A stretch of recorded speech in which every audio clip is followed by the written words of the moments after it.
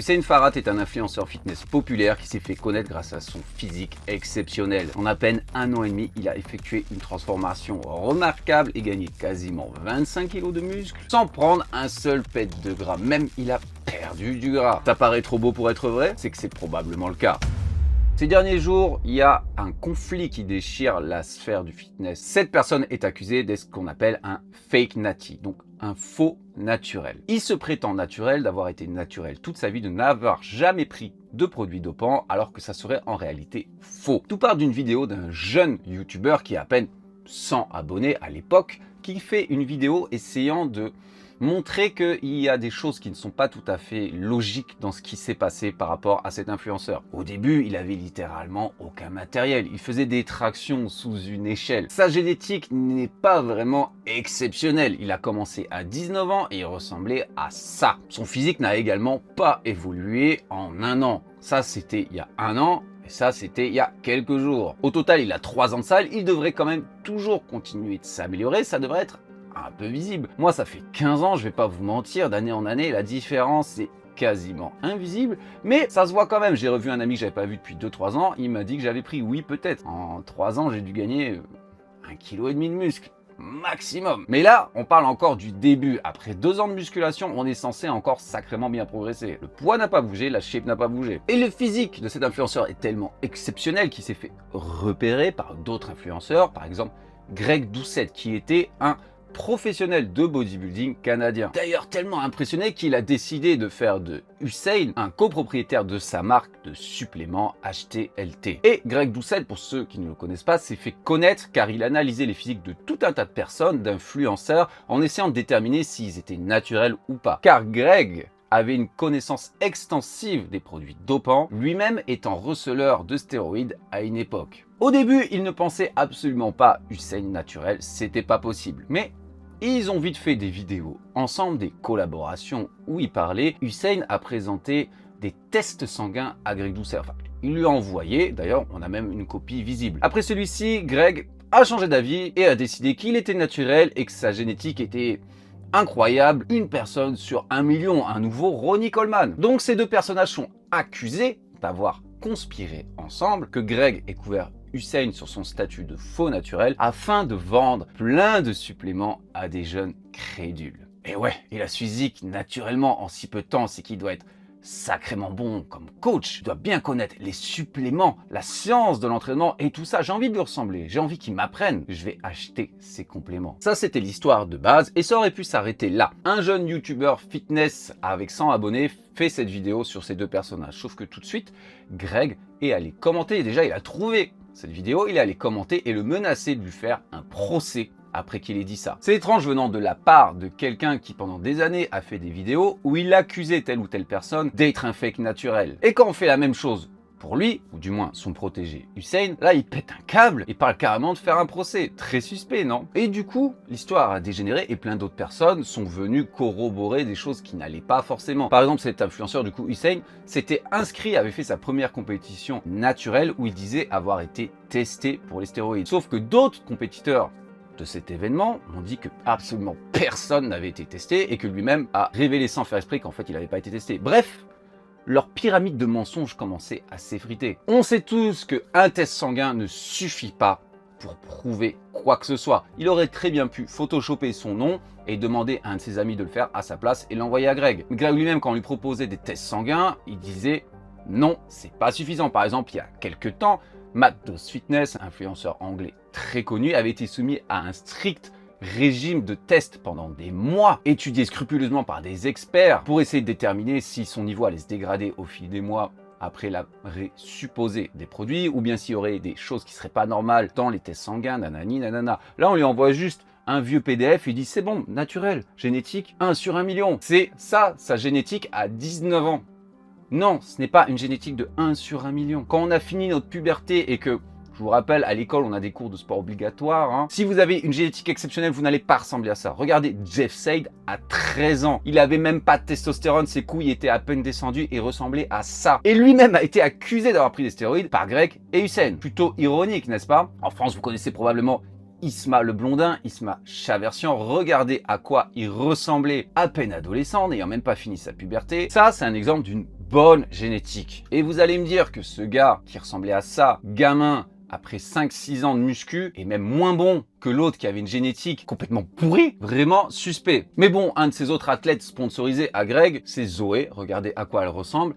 Elle a apparemment 18 ans et est naturelle toute sa vie. Ça, c'est quelque chose qui est très fréquent dans le monde du fitness, faire passer des gens dopés pour des gens naturels, comme ça, on va acheter leur programme, on va acheter leurs produits, on va acheter leurs compléments. Il y a quelques années, c'était le cas pour Liver King, Brian Johnson, qui est prétendé pendant des mois être naturel et avoir acquis sa musculature hors norme grâce à son alimentation ancestrale. Étrangement, il avait une boutique de compléments ancestraux, par exemple des pilules de foie. Il était connu pour ça, manger du foie. Et c'est ça qui l'aurait rendu aussi fort, aussi musclé, en aussi bonne santé. Jusqu'au jour où il se fasse cramer et que son préparateur en chimie, en tout cas une personne qu'il avait contacté pour être son préparateur en chimie, révèle à tout le monde qu'en réalité, il prenait une tonne de stéroïdes.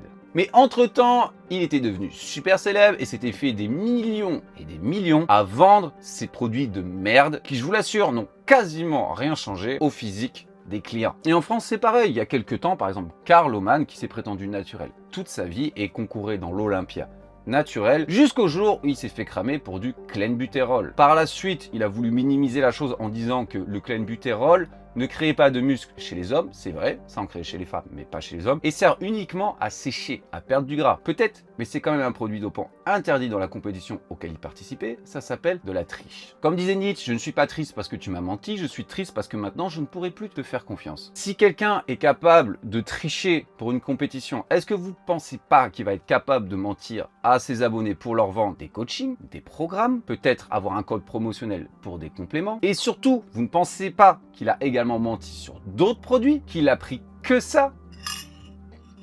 Ça serait être extrêmement naïf. Pour vous le dire, ça fait 15 ans que je suis dans le fitness et à chaque fois, les gens laissent le bénéfice du doute.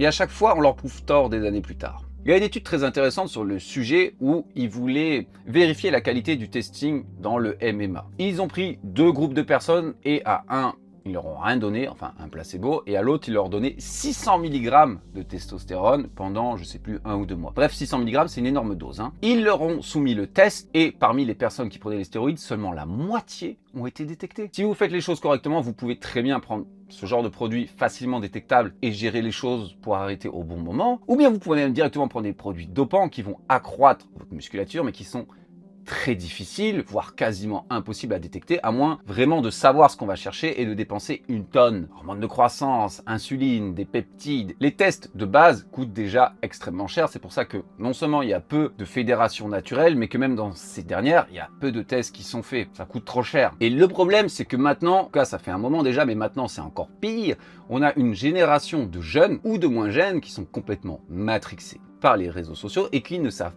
plus ce qui est possible naturellement. Certains vont commencer la musculation et penser que dans 6 mois, ils vont ressembler à moi, c'est Mike, et après 2 ans, c'est toujours pas le cas. Qu'est-ce qui va se passer? Ils vont être déçus et arrêter, ou bien ils vont se tourner vers des approches un peu plus drastiques. Ces influenceurs-là mentent pour leur gain à se faire un max de fric au détriment de la santé physique et mentale de tout un tas de personnes. C'est pour ça qu'il est important de s'éduquer sur le sujet, c'est pour ça qu'il est important d'exposer ces personnes qui mentent. Et je comprends que c'est difficile. Hussein lui-même au début il disait « J'ai mis longtemps à me mettre à la musculation parce que je savais que ça allait prendre du temps ma transformation. Ça prend beaucoup de temps si vous êtes naturel et que vous n'avez pas une génétique incroyable. Comment savoir si vous avez une génétique incroyable? Vous inquiétez pas.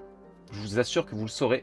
Vous serez plus musclé que tous vos amis, même en foutant moins. Qu'est-ce qui pourrait être faisable naturellement? Il y a des personnes qui ont proposé des modèles pour ça. Il y en a tout un tas en ligne, mais celui qui a le plus de background académique derrière, c'est ce qu'on appelle le Fat Free Mass Index, FFMI, qui est basé sur la recherche scientifique et des études qu'ils ont fait directement sur tout un cas de pratiquants de musculation dopés et naturels. C'est compliqué, je ne l'ai pas en tête, mais il y a tout un tas de calculateurs sur le net. Il est communément admis que la limite naturelle de ce FFMI est de 25. Peut-être que si vous avez une génétique irréel, digne d'un futur Olympia, vous pourrez être un peu au-dessus, mais voilà. La plupart des pratiquants qui consomment des stéroïdes se trouvaient entre 25 et 30. Essayez de voir si votre influenceur préféré se trouve là-dedans. Mais comprenez que quelqu'un d'1m70 qui fait 90 kg, écorché, veine apparente sur les abdos, Il y a une chance pour 1 million qu'il soit naturel, et s'il l'est, n'essayez même pas de lui ressembler parce que vous n'aurez pas la même génétique. Moi j'ai eu cette chance parce qu'à l'époque, quand j'ai commencé, il n'y avait pas de réseaux sociaux et j'avais